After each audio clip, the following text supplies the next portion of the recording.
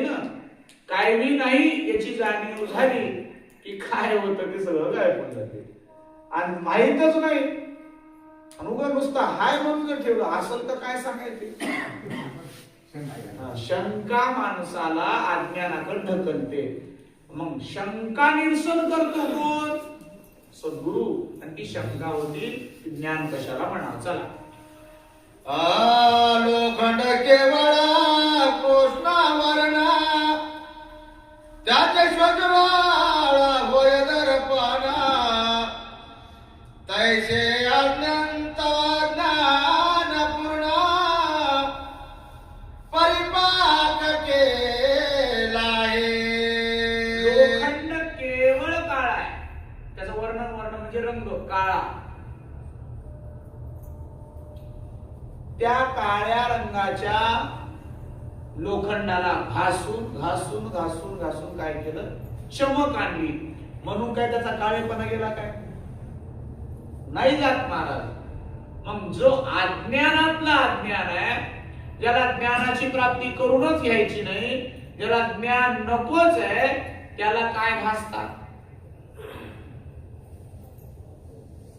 काही फरक पडत नाही महाराज. ते लोखंडची बरे त्यांना घासून हाय त्या आपल्या करवतीची आरी घालवायची.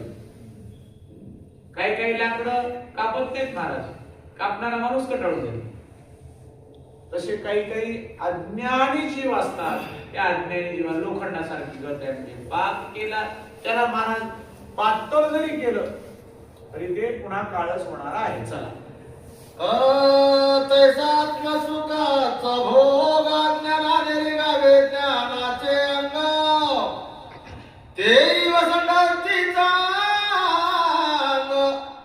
साचार मिळवी.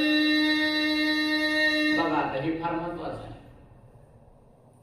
जे अज्ञान आहे, अज्ञान म्हणजे काय? वस्तूच असलेली चुकीची कल्पना म्हणजे अज्ञान. मठातून घराकडे जात असताना अंधारामध्ये चराट पडलं. चराट आहे हे माहिती नाही. काय वाटतं का आपल्याला? ते सरप पडलं असं वाटतं. किंवा आता थोडस शेताकडे जायला निघालं, शेताकडे जाता उगं पडल की काय तर कोणाकडे झुडपास खाल्लं. आधी काय वाटते? बिबटे आहे का नाही? इथे डोक्यात बसले ते माणसाच्या